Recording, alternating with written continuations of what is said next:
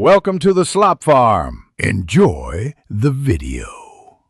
In this video, I will show how to make popsicles for babies.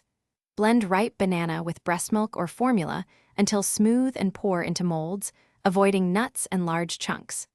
Freeze on a flat surface for several hours and test firmness before serving.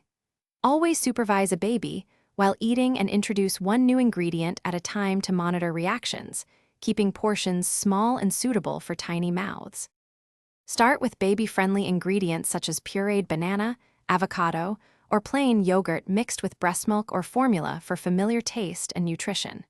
Keep portions small and avoid honey, added sugar, and whole nuts until appropriate ages.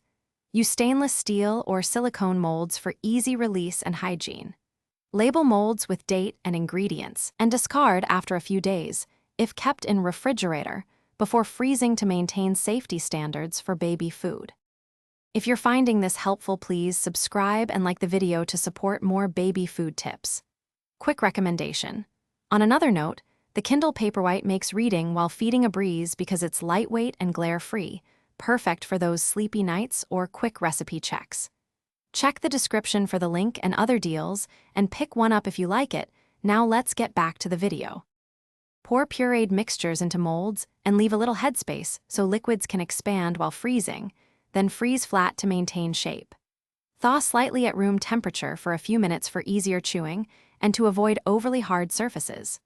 Always hold or stabilize the popsicle for the baby and cut portions for supervised tasting.